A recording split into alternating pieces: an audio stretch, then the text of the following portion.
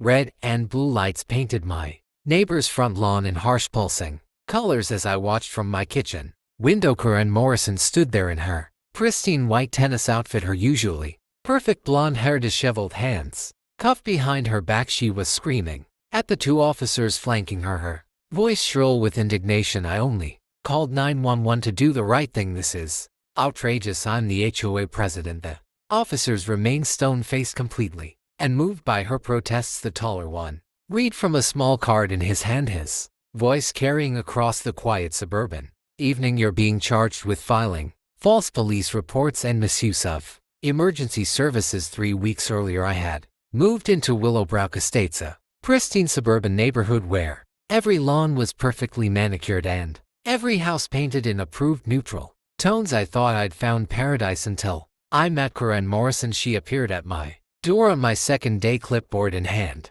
wearing a smile that didn't reach her eyes. Welcome to the neighborhood, she said with forced cheeriness. I'm Karen, president of the Homeowners Association. I wanted to go over some community standards with you. What followed was a 45-minute lecture about grass height regulations, approved mailbox styles, and the importance of maintaining community image. Within a week, Karen had left 3 violation notices on my door. My grass was apparently 2 inches tall, my mailbox was the wrong shade of black, and my garbage cans were visible from the street for more than 12 hours after pickup. I complied with each demand, thinking it would end there. I was wrong. Karen seemed to take my cooperation as encouragement rather than resolution. She began walking past my house twice daily, always with that same clipboard, always finding something new to criticize. A small oil stain on my driveway, a garden hose left coiled on my front porch, a package that sat on my doorstep for 3 hours before I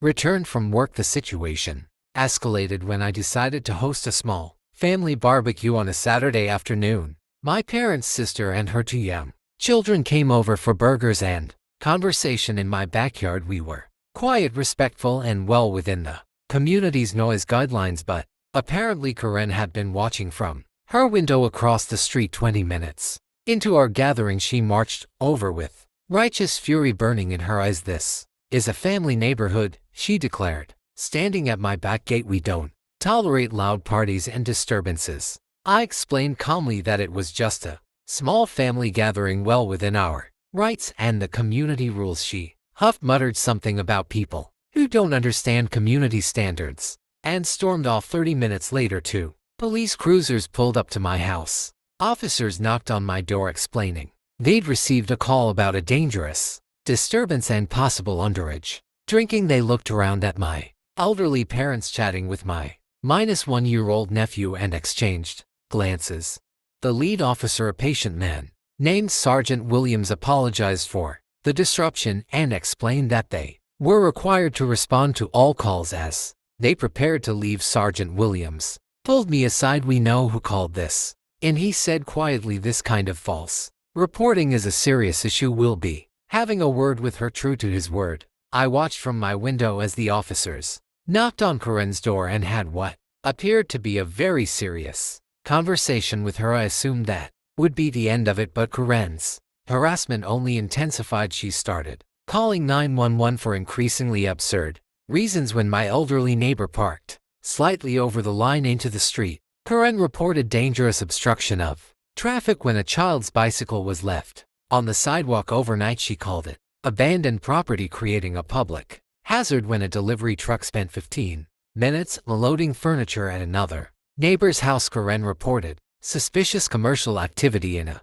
residential zone. Each time the police responded dutifully, and each time they found nothing but Karen's imagination at work. The breaking point came on a Tuesday morning when I was trimming hedges in my front yard with a standard pair of pruning shears. Karen apparently saw me through her window and immediately called 911 breathlessly, reporting that a neighbor was brandishing a dangerous weapon and threatening residents. Within minutes, 4 police cars surrounded my house, officers approaching with hands on their weapons. The absurdity of the situation became clear when they saw me holding gardening shears, wearing a sun hat, and standing next to a wheelbarrow full of hedge clippings. Sergeant Williams shook his head in frustration. That's it, he said. We've had enough.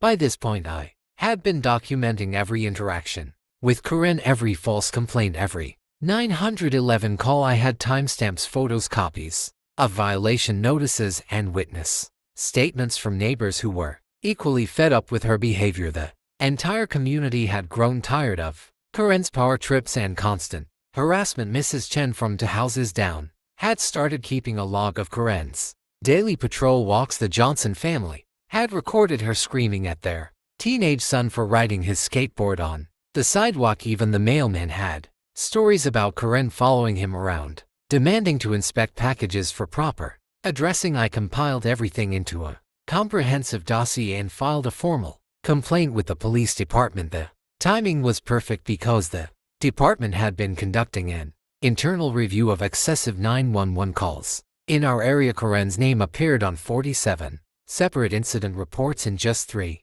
weeks, each one ultimately deemed unfounded or frivolous. The pattern was undeniable, and the department decided to take action. The final straw came when Karen spotted my sister's car parked in my driveway during her lunch visit. Convinced that I was running some kind of illegal business from my home, Karen called 911 claiming I was operating a dangerous and unlicensed commercial establishment. But this time the police didn't just respond to investigate, they came prepared with an arrest warrant. Sergeant Williams and Officer Martinez knocked on Karen's door while she was still on the phone with the dispatcher, demanding they send more units to deal with the criminal activity at my house. "Ma'am, you need to hang up the phone," Sergeant Williams said firmly. Karen's eyes widened as she realized why they were there. "This is ridiculous. I'm protecting this community. I'm doing your job for you," she shrieked. But the officers were unmoved. They had 47